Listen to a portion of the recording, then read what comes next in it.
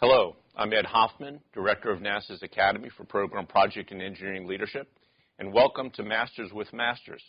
In this program, we feature two master practitioners who share their reflections and thoughts on their career at NASA. I'd like to welcome our audience today. We have members from NASA First joining us who will have the opportunity to ask questions of our guests. I'd like to start by welcoming Lynn Cline and Mike Hawes, who will be our discussion participants for today. Lynn Cline is NASA's Deputy Associate Administrator for Space Operations. In that responsibility, she manages the portfolio of space operations that includes Space Shuttle, International Space Station, the Launch Services Program, Space Communications and Navigation, and Crew Health and Safety. Before assuming her current position, Lynn had a Deputy Assistant Administrator for External Relations, where she was responsible for NASA's interaction with executive branch offices and agencies and for international relations. She led the U.S. delegations to the United Nations Committee on Peaceful Uses for Outer Space, and she also served as NASA's lead negotiator on the agreements with Canada, Europe, Japan, and Russia for the International Space Station. Please welcome Lynn Cline. Thank you.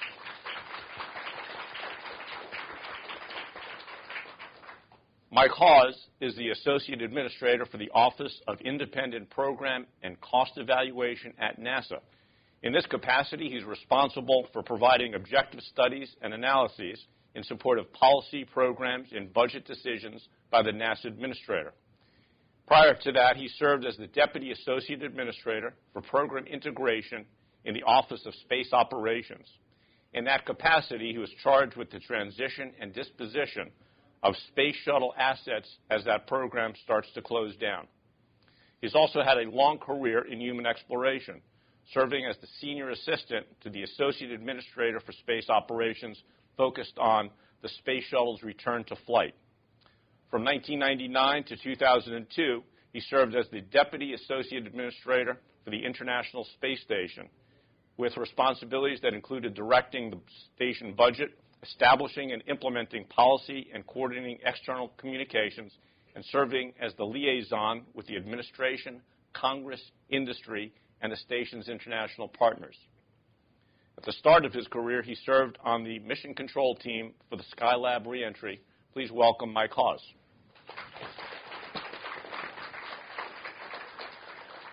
I've known both Lynn and Mike for quite a long time, and they have a very common path in terms of a lot of work around human exploration on our major missions, as well as working with our international partners.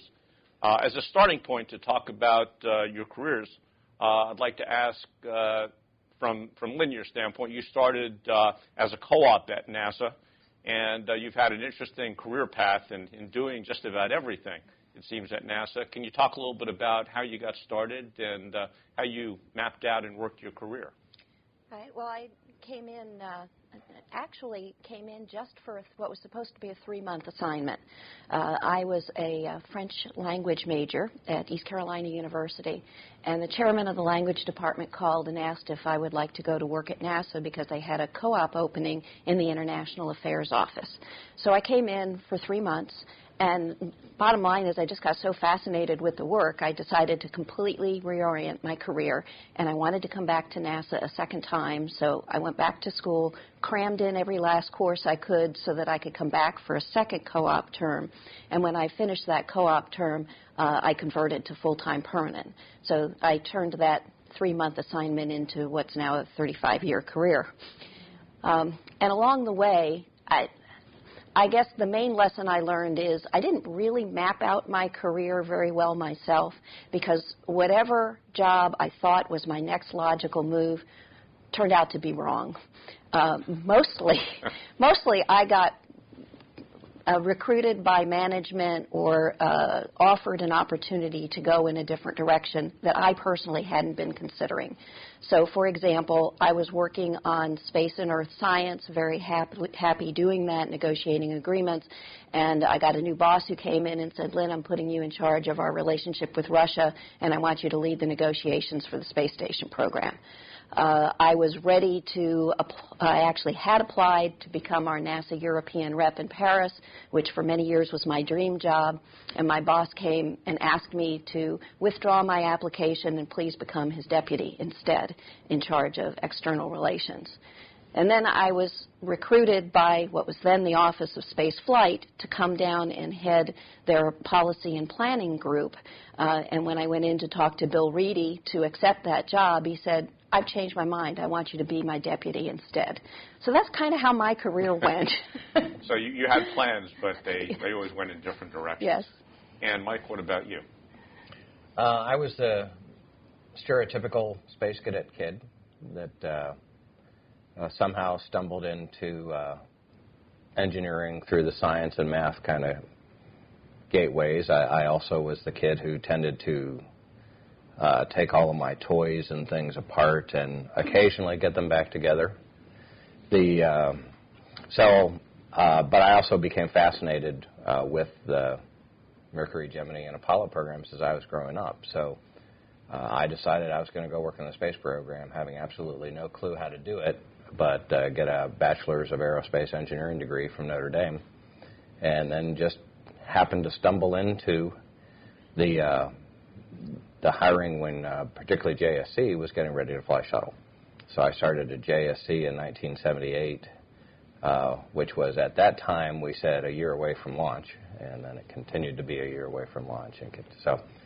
But I spent my first almost 10 years at JSC working in mission control. Like Lynn, I can't say that all of my career choices have been choices. I think I fit in the non-conventional kind of career path that doing things that are kind of new and different for the agency, I tend to have moves just made. And so at the time of Challenger, when President Reagan decided we were no longer going to deploy commercial satellites from the space shuttle, that's exactly what I was doing. In fact, my title was section head of the Commercial Payload Operations Section. So that spoke to a career move that wasn't exactly planned. And then I was recruited to come to the Space Station Freedom Program office in Reston. And after about 6 years, the agency decided that they wanted to go in another direction. But by that time, we had decided we were Virginians, not Texans, and so we stayed in the Washington area, and I have worked since at headquarters. So things just seem to happen, and generally there's a lot of fascinating things to do at NASA, so they seem to work out. So both of you had, Mike, you had more of a traditional expectation. You wanted to work at NASA, and when you started as a co-op with the expectation of 3 months, and then doing something else with your French studies. Both of you, it sounds like you had plans, but you had to in many cases, totally redirect them. Do you think that's typical of a career? Do you think that worked out well for you, or do you throw out the career planning or just do it? Or what do you think about that from the standpoint of your experiences? I would say it's worked out well for me, and it's not that you throw out the career planning, it's just that you need to be flexible to realize that there's always multiple paths. There's always several different things that any of us can do, and at different points in your career, your interest and your family situation will kind of weight things differently. So you may want to pursue different paths. But I've always had a plan. I've always had an idea of what's interesting, what's attractive, what kinds of things do I want to do, and sometimes they work out, and sometimes you're on the other plan. Yeah, I agree with that. I think the most important thing is to find something you really like to do. And what I found is if I did all the career planning for myself, I think I would have limited myself. There were other people who saw things in me that I didn't appreciate. And so it really made me stop and think, oh, well, maybe I could do that. Or, gee, I never thought about that. That sounds really interesting. So I think the most important thing is to just be open. So the planning part is understanding what kinds of things you like to do, and maybe the serendipity part is be open if somebody makes a suggestion that you hadn't come up with on your own. Right. So the notion that other people, mentors or key people, kind of see that you can do other things, or they expect you to do other things that maybe you wouldn't have thought about throughout that. And in looking back at your careers, you've all worked in human explorations, the international partnering, negotiations aspect. Was there a time where you started being aware of working together in terms of space operations, or just from the standpoint of your careers? I can remember back to, it was after Reston, when I came down to headquarters and started working in the Office of Spaceflight, and I actually had a short break from Space Station after that, but in '95, Dr. Wayne Littles asked me to be chief engineer for the Space Station office in spaceflight, and it was shortly after that that I think I became aware of Lynn working in external relations, doing all the partner negotiations. We were just we were a bit down the road of bringing the Russians into the program, but that's what I recall. Yeah, I started working on station in '93. When we invited Russia into the program. And at the very beginning of my career, I started out with Apollo-Soyuz test projects. So I did human space flight. I worked on some of the foreign partners using Space Lab, like the D1 mission for Germany. Then I went off and worked primarily space and earth science for a large portion of my career. And it was in that early 90s that I was pulled back into human space flight. And then, of course, when I moved down to the Office of Space Flight, Mike was there, and so we worked together quite closely at that point. Right. You both obviously had very strong experience, still do, with the International Space Station. Tremendous success, particularly from the standpoint of working, basically building a home and a laboratory and a place to work with, so many different nations being involved and having pride there. Can you talk to what are the lessons of working such a strongly international mission, and what are the lessons also NASA learns from working with our international partners? Mike, maybe I'll start with you. There are a lot of challenges to work in international projects, obviously, and many of our projects do have an international flavor. The things that have been important to me over the years of Space Station have been having processes that can bring those partners together, whether it's agreeing on engineering standards, interfaces, software, program decisions, the timing of those program decisions, the varying political impact for each one of the partners. You need a great deal of sensitivity and patience, I think, to be able to really work in that environment. But I think we recognize that the sum is much bigger than the collection of all the parts. Right. Yeah, I think it's important to recognize that each of the partners have different goals. They're not identical, they're overlapping, they're complementary, and you really need to understand what each partner is needing from the partnership, what's important to them politically at home, where they have key players, and having some understanding of that helps you through this terrain of negotiating different aspects. I think it's also important that, as Mike was talking about, a mechanism to bring people together. It's important you have a framework to work through that everybody recognizes as that method. One of the things I've seen over the years working on international agreements is that we've gotten more and more precise, more detailed in the agreements, and what happens when there's a problem in a project, the project manager's gut reaction is, on the next agreement, I'm going to write this down in great detail so this will never be questioned again. If you go back and look at the original agreement with the European Space Agency for Hubble, it's like a 5 or 10 page agreement. The Space Station Memoranda of Understanding are 30-some-odd pages. And so you feel a little bit better that you're getting more precise and everybody's on the same page. But the downside to that is, especially for something like Space Station that's going to last many years, what you thought you wanted to do at the beginning may not necessarily be what you need to implement later. And so you need to be flexible. You need to have a framework that lays out sort of the top-level ground rules, but then you better have good mechanisms. So all of these multilateral bodies where you're talking about standards and procedures. You need to have those where people can implement the new problems that come up or the new questions you need to deal with, because those things change over time. One of the interesting things about Space Station and the way the MOUs were structured that Lynn had worked on is the early relationship for the development time frame was actually bilateral, the United States to each one of the partners. And so in the early days when I was out at Reston, the whole dialogue was more driven by these individual bilateral relationships where you would have joint program reviews with each one of the partners.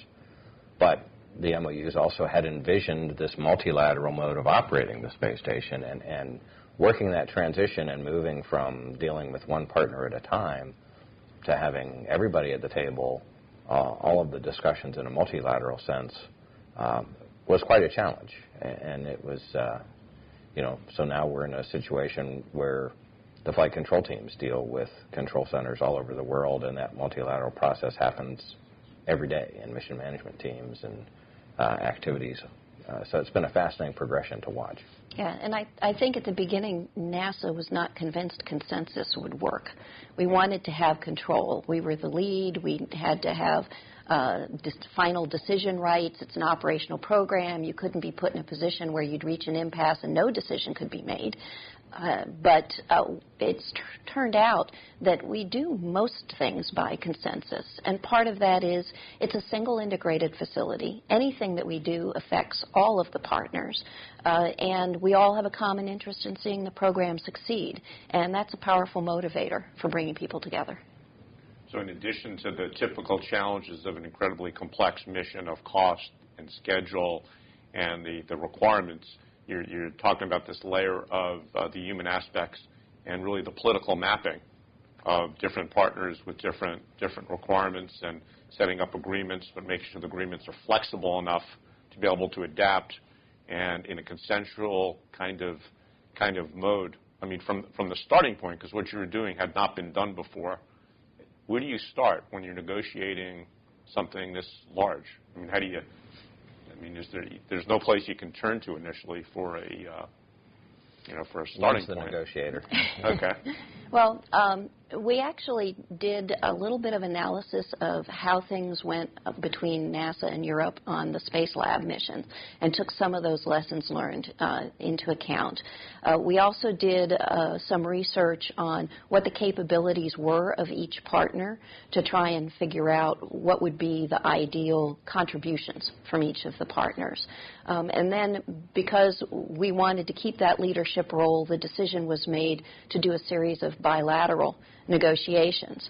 Now, this became very interesting. So I wasn't involved in that first round of negotiations. So when I came in to bring Russia into the program, we had existing agreements that had gone through that whole process.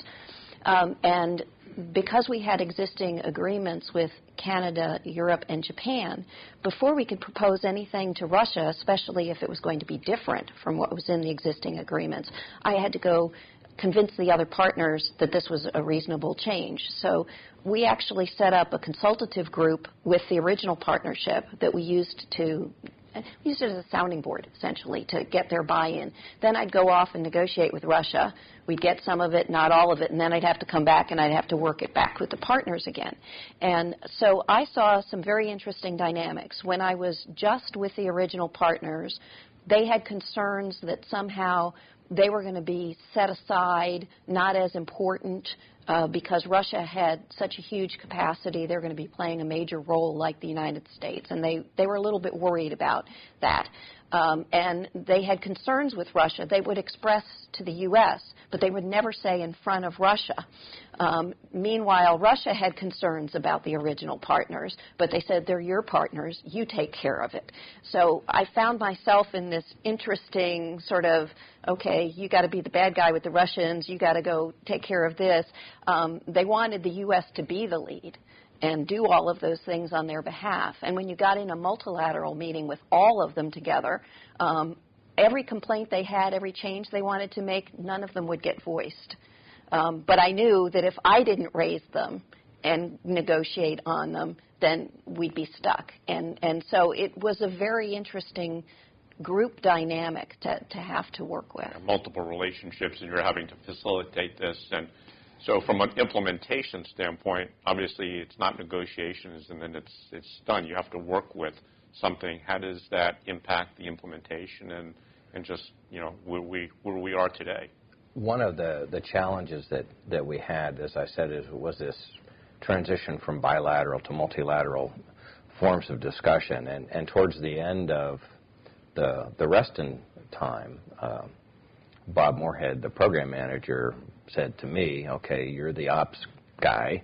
You need to start this multilateral thing, whatever it's going to be. You need to start this. So we started a first multilateral integration forum amongst the partners and got a little bit of a head start on those processes, and then they rolled into the ISS as the ISS was forming up. So when I was in the space station job with Lynn's help, and I think it was Angela Diaz at the time, we actually started to hold the multilateral coordination board that was called out in the MOUs as that's going to be the multilateral forum for all of these discussions, and we actually started to hold those on a regular basis. We moved them around all the partner sites so that everybody was represented and started to deal with the issues that we saw coming.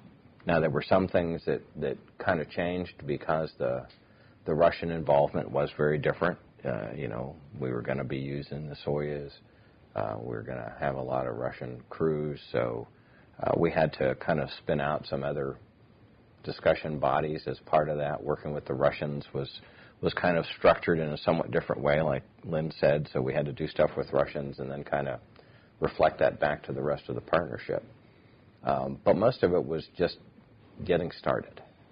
The big step is getting started, and then eventually flowing that down to that all the activities at the program level were taking place, in that multilateral mode, where we do mission planning, increment planning, crew training and planning, all over time have gone that path, that they're multilateral activities now.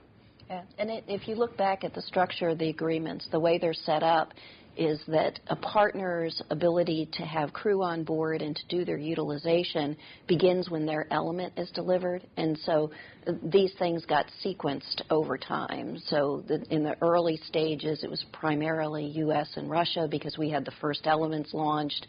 Then you added the robotic system for Canada, and ultimately you had the European and Japanese labs. So it got implemented over time. The other thing is, we had in the original agreements this sort of bright line between, okay, here's development and assembly, where you're in this bilateral relationship, and then you flip a switch, and now we're in this ops and utilization mode. And that all got blended over time as assembly got stretched out, and we started utilization as soon as we could. And so I think we've been operating more multilaterally a lot longer than the agreements really foresaw. Well, we spent a lot longer in assembly. That's right. Yeah. What are the key lessons, perhaps, you have from if you're going to offer up to someone who's going to be doing similar negotiations or implementation in future international collaborations for the next key missions? What are the things that really stand out in your mind of, let's remember this or learn from that? There's a couple things that I would think. One, from a technical standpoint, and Lynn alluded to it a bit. Generally we would always look at, say, the industry contractors that bid on our projects, and we would assess their strengths and weaknesses and factor that into the risks that we see in developing a project budget and schedule. You need to do the same thing with your partners. You need to be, I think, very aware of what their capabilities are. Are they trying to do something new? Are they trying to do something that they have done well in the past? And while there's plenty of reasons to still have that partnership, you need to try to factor that into your own planning for the project. And then the other piece I would just say is that the relationship is critical. You really need to be willing to spend the time, and frequently for these programs that means the miles and the travel, and Gerst is still stuck somewhere in Europe, right? Yeah. At the moment. But that really makes the relationship work. Yeah. Relationships are very important. One of the things that we did during the negotiations was we ensured we had some time for social activity outside of the negotiations and got to know one another, learn about your families, your hobbies, where you go on vacation, just get to know one another as people.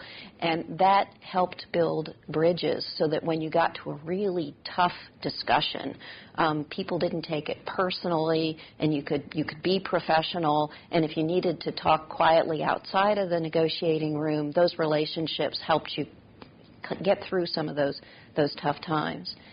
And I would say a couple other things I would recommend, coming back to this point about flexibility. Whatever agreement you're going to put in place, make it an enabling agreement. Put in some management bodies that allow you to adapt as you need to in the future. And then I think the other thing is if there's a way to look at expanding the partnership without having to renegotiate the entire agreement, that would be a good thing. Because with Station, you really didn't have a choice. I mean, it's a single integrated facility. You share all the resources. Everybody affects everyone else. But what that meant was when we decided to invite Russia to join the program, we had to completely renegotiate all the agreements. You couldn't just add a partner because you had to redivide all the resources. If you have a distributed program of some kind, then it's easier to bring other partners in. So if you're going to have a long-term human exploration activity, you might want to look at, is there a way to allow accession of new partners without having to go back to square one? And I think folks may forget that we operated in the original partnership for 9 or 10 years before we invited the Russians to join. So those processes and those relationships and the kind of the needs and goals of all the partners were pretty well set at that time, and that was actually a pretty big change to accommodate. And yeah. Although I will say that while they were set on the original agreements, when it came time to do the new negotiations to bring Russia in, the original view of all of the partners was minimal changes. We had this philosophy of minimalism. We're going to kind of add Russia to the list of countries. We're going to add what they're providing, and everything else will stay the same. That was the going-in position, which, of course, wasn't going to work. Russia had stronger ideas about how this should be. But once we reopened the agreements, then Europe came in with a completely new approach, a whole bunch of non-negotiable demands that if we're going to stay in this partnership, we need to have all of these changes. And so that then gave me a second front of things I had to go work in the negotiations. And the Japanese were, don't change anything. We reached consensus on all of this. We don't want anything new. And Canada was somewhere in the middle. They were pretty flexible. So we had to work through all of those things. Yeah, the relationships. Let's see what questions we have from our audience. This question is for you, Lynn.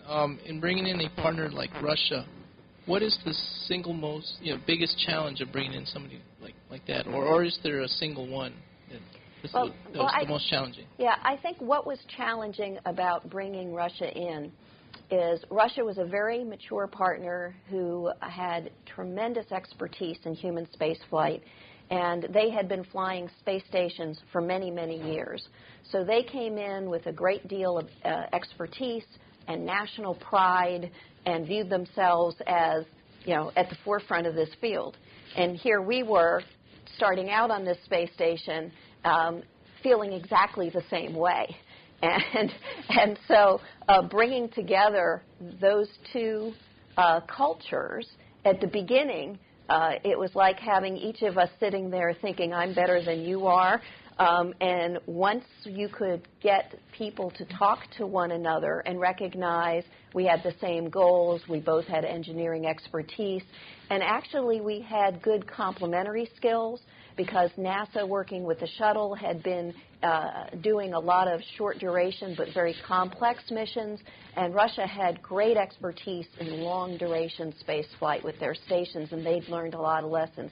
And once we had our teams working together, and we had a cosmonaut fly on the shuttle, we had an astronaut go to Mir, and we started to learn from one another.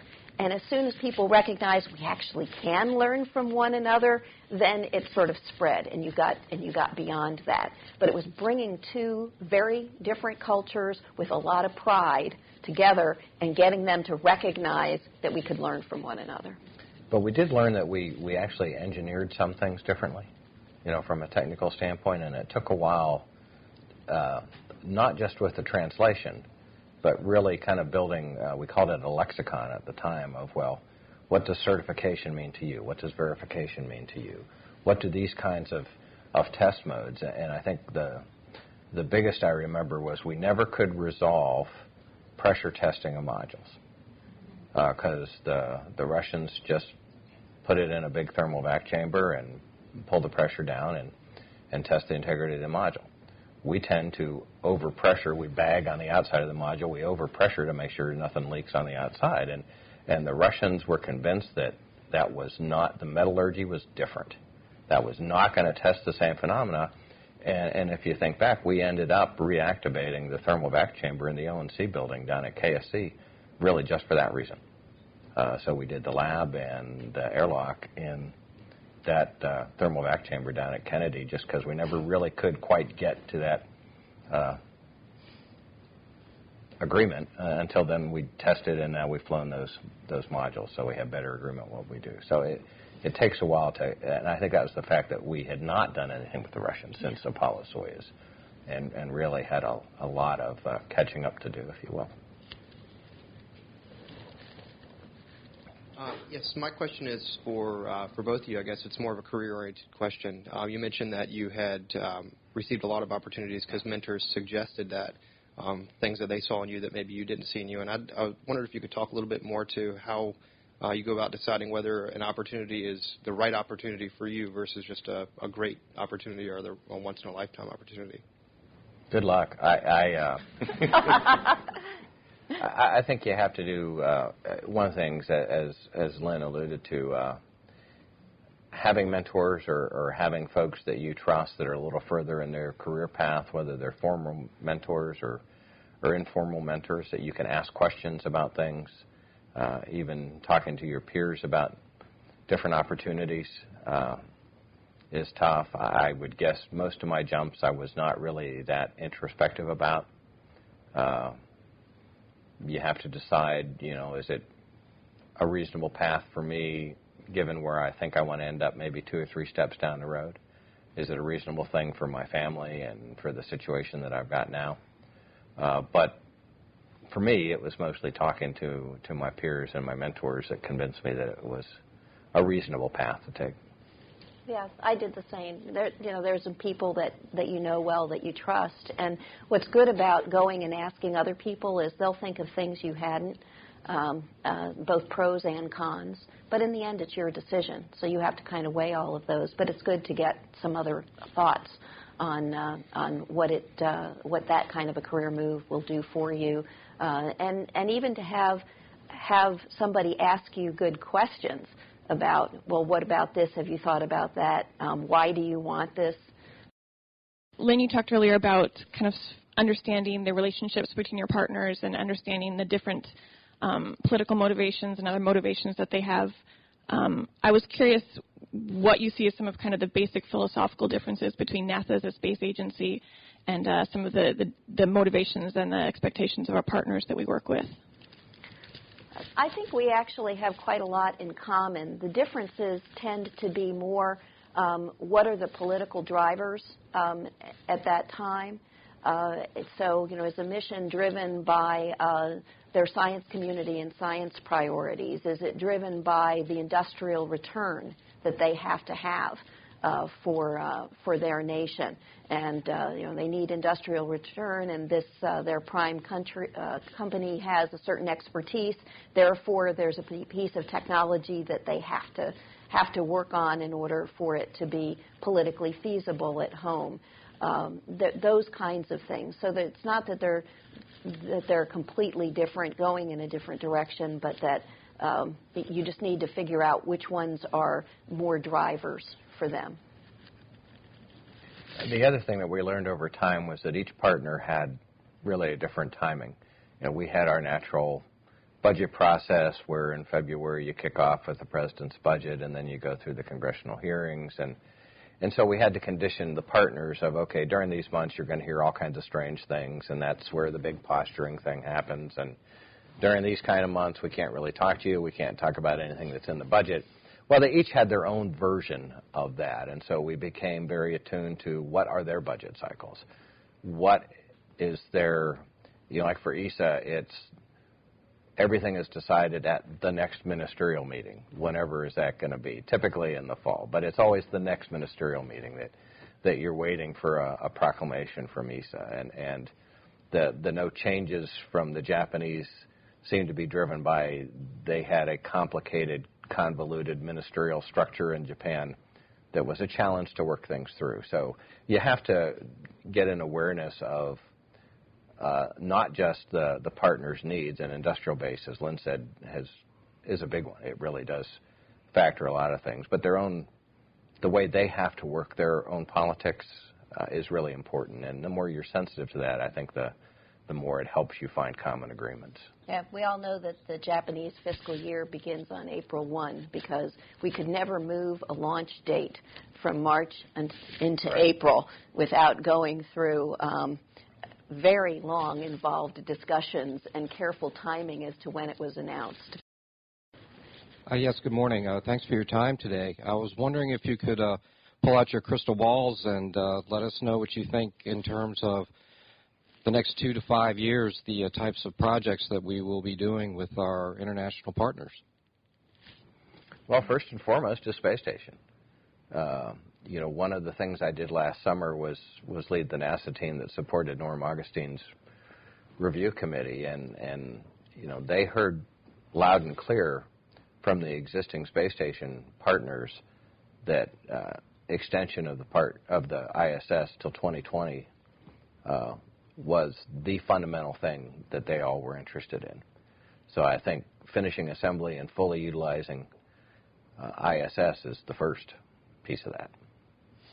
Yeah, and then as you look beyond that, clearly the current administration has a strong emphasis on international cooperation, and these new programs that we have in the fiscal 11 budget, I think NASA is going to be looking to see what interest other partners have in some of those areas, whether they're robotic precursor missions or technology demonstrations.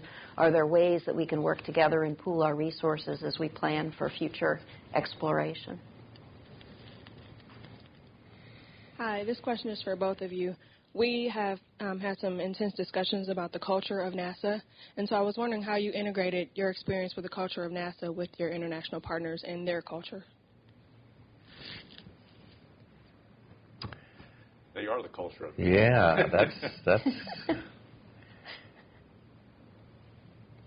my perspective of the culture of NASA coming out of the mission operations engineering kind of world would be very mission focused, very data focused. Yes, there's some place for emotion, but not unless you have data to back it up. Is kind of the culture that I was raised in. And so I had a lot of early dealings with some international partners that were flying satellites on the shuttle.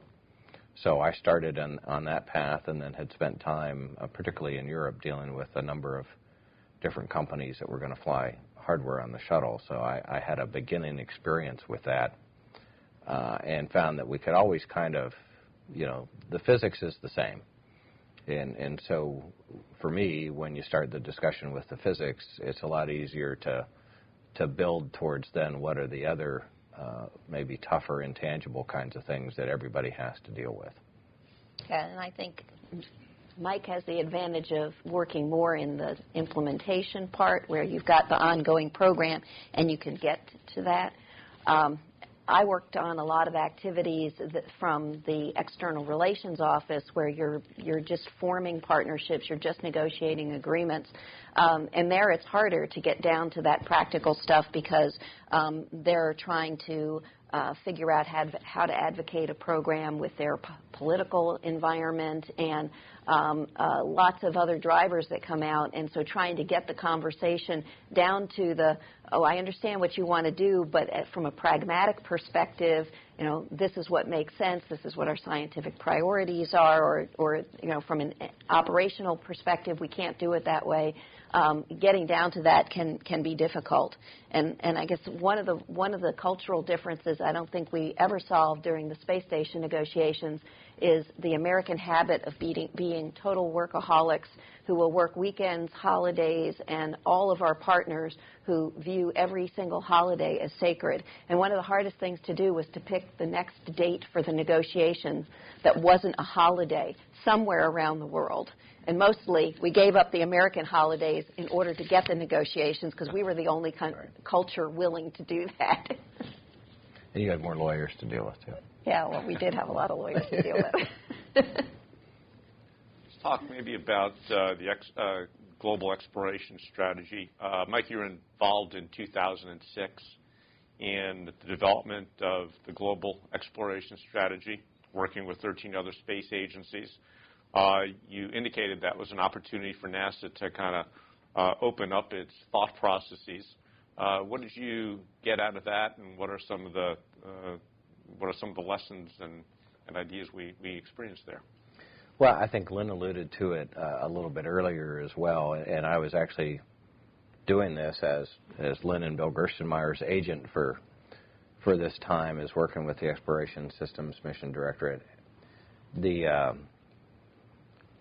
One of the things, while it was somewhat of an opportunity, was that there was a possibility, and Lynn talked about having a more distributed program where you don't have to tie everything together in one facility like a space station. So it seems like there's more opportunity not only for more countries to participate, different countries, different experience and skill levels, because you have a wider spectrum of capabilities that you might be interested in.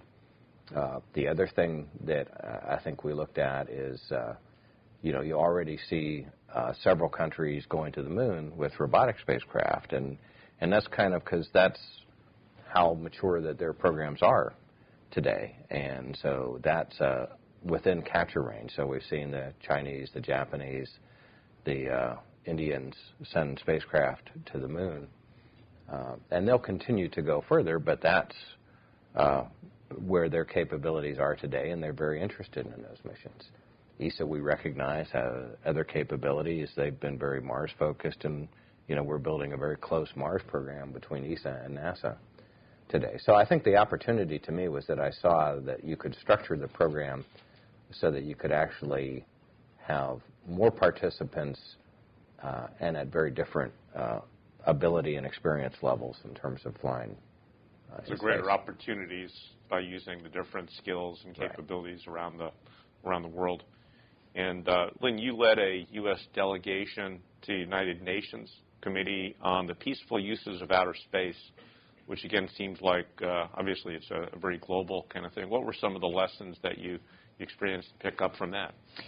That was a very, very different environment, because all of the other projects I'd worked on over the years, we already had a project we wanted to do together, a willingness to work in some area together. We decided we were going to do the Galileo mission to Jupiter or the Cassini mission to Saturn. When you get in the UN committee, first of all, it's, 90 member states or something like that. Most of them do not have space programs, but everyone has an equal voice.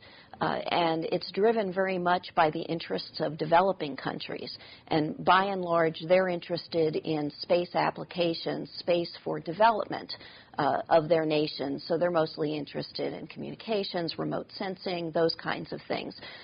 Very limited interest in space science, and not much discussion about human space flight. Just finding a common denominator among all of those parties was a challenge.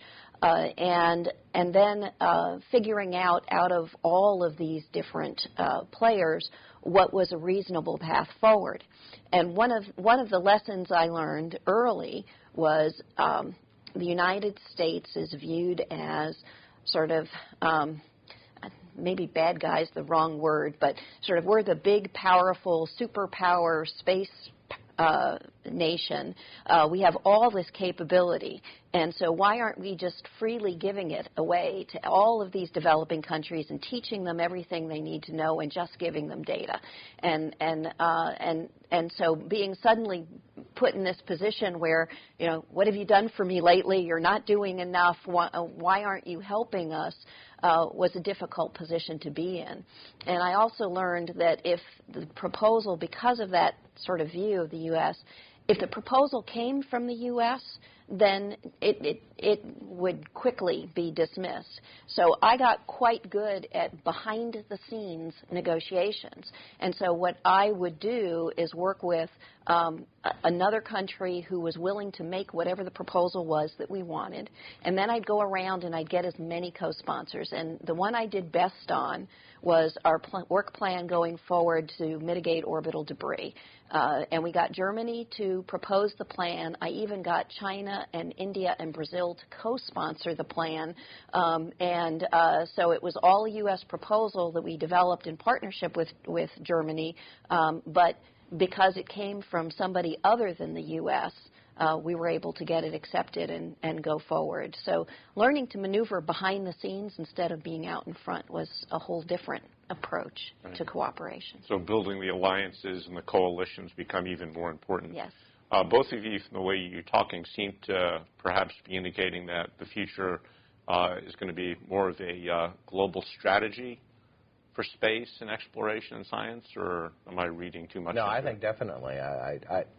You know, we have learned that. We've learned that through all of the projects that we've done internationally, and certainly in a big way with Space Station. We have learned the real advantages of that, and, you know, obviously, you know, we've looked at the plan never anticipated anything as tragic as the Columbia accident, but the fact that we kept crew on Space Station and we kept it supplied through primarily Russia with the Soyuz in progress, I think tells us that there's, you know, a huge advantage to having international projects, that you have resources available to the program that come from a lot of different sources.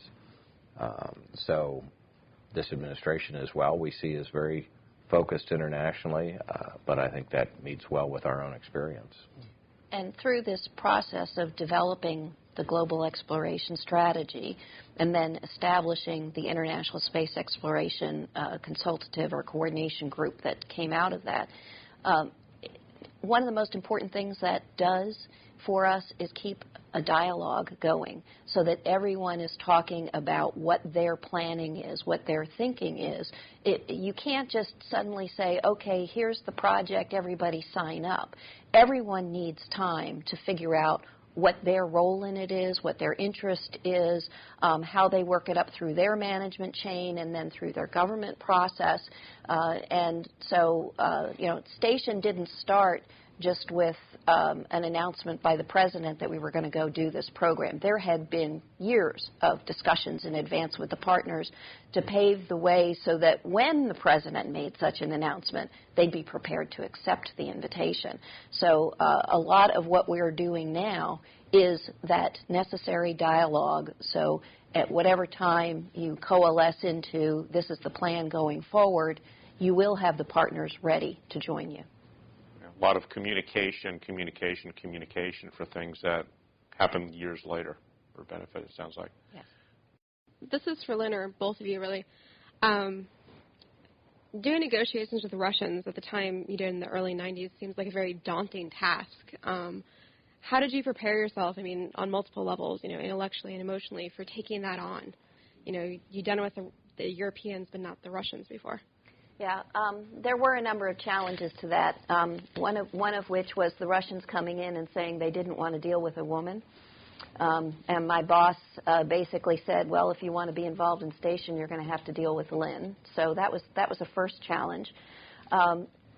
another challenge an advantage I had for the first round was because we had these existing international agreements with Canada, Europe, and Japan that we could not change, and because Russia needed to be talking to us right away. Actually, the first round of negotiations was an interim agreement to just get Russia to buy into the text we already had, and then the full-up negotiations where we could open the language would come as a second step. So for that interim agreement, I was in the perfect position of saying, take it or leave it. That's the language. I can't change it. And the Russians found that incredibly annoying. But it was helpful in kind of gauging what kinds of things they're coming from. We had, during the course of the negotiations, before we started on the negotiations, we actually took a little short class on Russian culture and did some things, little role-playing exercises to get ready for things. We had some funny results from that. For example, we were told, Americans are very punctual, time is important, and Russians don't have that same view of the clock. And so we had one negotiating session where, we went in for our morning session at Roscosmos. We broke for lunch. We left the building, went out, had lunch. And when we came back, every other day when we came in, the guards would make us wait for an escort before going up to the conference room. And on this day, the guards, I guess they were used to seeing us come in at this point, so they just said, go on through. So we said, well, okay. So we went on through, and we went back to the conference room we'd been in the morning, and the door was locked. So we're kind of milling around in the hall. No Russians. We're looking at our watch. No Russians.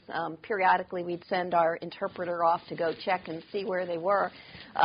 Still no Russians. So we're all kind of joking about, oh, good thing we had that course so we know not to be upset, and this is perfectly normal, and so on. And then it turned out they had moved to another conference room, and the whole time they were promptly there on time waiting for us to show up and be escorted in. So that was a little bit interesting. But one of the things that we did as a technique on the delegation is, when you're the lead negotiator like I was, you really have to stay very, very focused on the lead that you're talking to.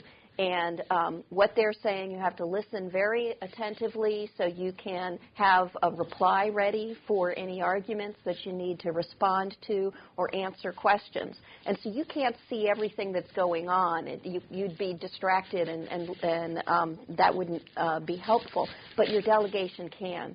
So I used my delegation to keep track of body language, pick up clues on what were hot button issues, and that helped us then, this one's really important to them. This one, they had one person they'd turn to talk that we joked about him being put on auto chat because he'd just go on and on. So when they turned it over to him and let him go, they were just stalling for time, and this wasn't an important issue. Yeah, we started picking up those clues, and using the whole delegation to observe was important. But I still was surprised at the very end of the negotiations because there were maybe 4 points that had been sticking points for probably 2 years, that I had non-negotiable U.S. positions, had to get them in, could not get the Russians to agree. Alex and I were tired of saying our talking points at one another. We could have switched roles easily. We'd been through it so many times. And we got to this one negotiating session, and whatever they had done internally to be ready to accept the agreement at that point had been done. And so I raised this point expecting the usual reply, and Alex said, no problem. Okay. Next point, no problem. And I'm sitting there thinking, who is this man and what has he done with Alex Krasnov? Mm-hmm. But that was the end of the negotiations. And so in retrospect, I learned that was part of their negotiating technique, was pick an issue that the Americans feel really strongly about, that they're going to fight hard for and never compromise on, and that's your stall tactic. Okay, until we've done everything we need to do domestically to be ready and have worked all the other issues. And I was absolutely convinced those were real issues for them, and in the end, they weren't. I think the other challenge is you just think of the change that they were going through. They had just dissolved from the Soviet Union into Russia, and they had to go off and write treaties with Kazakhstan for their launches. And so we were in the middle of watching all this process as they were going through this real political tumult and their own funding issues. I mean, we knew that a lot of the folks that we were working with maybe wouldn't get paid. They certainly wouldn't get paid regularly. But they still, because they shared that passion that we had, they still kept working. They still kept the mission going. Up to now, we've been able to talk about some challenges you guys have faced, some very difficult challenges, and how you've been able to work through them. Can you guys talk about a situation where you've worked a difficult problem that failed, what you learned from that situation, and how you recovered, regained confidence, credibility, and moved on? Have you ever failed? Sure. Plenty of times. First and foremost, you have to be willing to really honestly dissect what you've done and what the realities of the situation were. When is it something that you just didn't have the right information, or is it something that you just misunderstood and you were never going to find the right path to take? Now, there's also situations where you may be put in a box of doing that. And I guess, one of my more notable ones was Mr. Golden strongly disagreed with the decision of the Russians to fly Dennis Tito to the space station. So I was put in the position of leading the entire partnership to challenge that decision. We knew all along the Russians were going to fly Dennis. There was no question. We knew that they needed the money. We knew that they had the rights to be able to do that, but we had to work the system to do that. And then kind of as Lynn talked about in her other international negotiations, we also knew how to find a path to soften that decision, and we ended up using the Stafford-Utkin group to do a review of the whole process and come up with some mitigations that were acceptable to the partners. And then, frankly, afterwards, we actually, a handful of us had a debriefing session with Tito and talked about what it had looked like from his view, what had NASA done, and how had the Russians reacted. It was actually a fascinating discussion with Dennis. Yeah, I think it's important to, not take it too personally and internalize it and figure out what the lessons are learned. And when something's fresh in your mind, that may be really hard to do. You might be too emotional, but a little bit later, you can really be more reflective and objective about it, and you've got to kind of clear the air and get to that point. Okay. As I expected, the time has gone very fast. You've both had incredible careers, and appreciate here, as you've done many times before, sharing many of your thoughts and experiences. So let's thank Lynn Cline and Mike Hawes.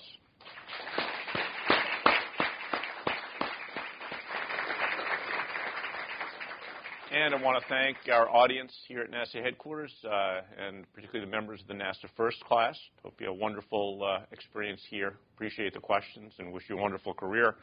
I want to thank NASA TV, and again, thank all of you for joining us here, and hope you'll join us in the future for some of our Academy activities. So thank you.